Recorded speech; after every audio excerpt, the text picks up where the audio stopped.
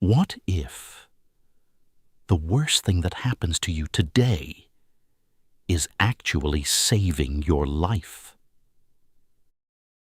There was a man named Daniel who worked in a large company in the city. He wasn't the richest person, nor the most talented. But everyone knew him for one simple reason. No matter what happened, Daniel always said the same thing. Good that it happened. If he missed the bus, he smiled. If it rained, he didn't complain. If something went wrong at work, he simply nodded and said, "Good." Some people laughed at him. Others secretly admired him.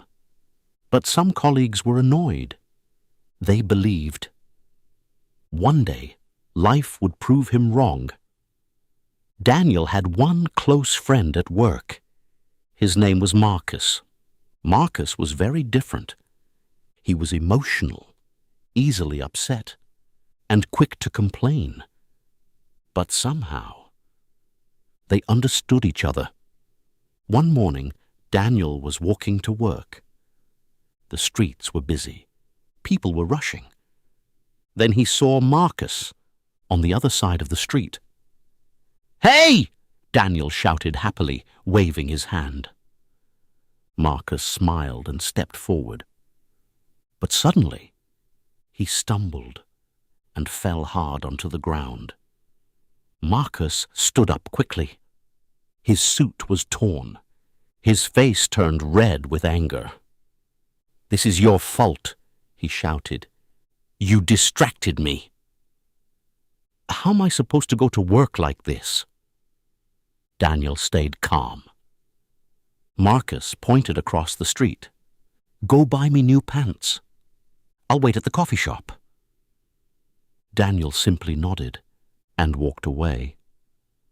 As Daniel walked to the store, he thought quietly to himself, "Good that it happened." When Daniel came back, something was wrong. Sirens filled the air. Fire trucks rushed past him. People were running in panic. Daniel looked up and froze. Their office building was on fire. Thick smoke covered the sky. Flames burst from the windows. Marcus ran toward him. His face was pale. "You know," he said slowly, "I think it's a good thing I fell. If I didn't, I would be inside right now." He looked at Daniel. "I'm sorry for yelling at you." Daniel smiled. "That's good too," he said. Marcus shook his head. "No, it's not."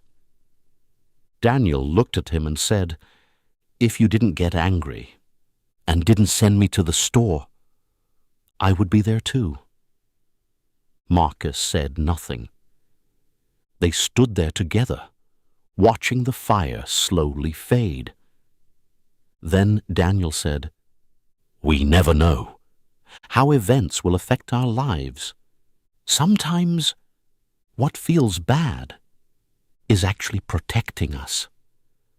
So why not accept everything, believing it will bring something good?" Marcus looked at him, and for the first time, he didn't argue.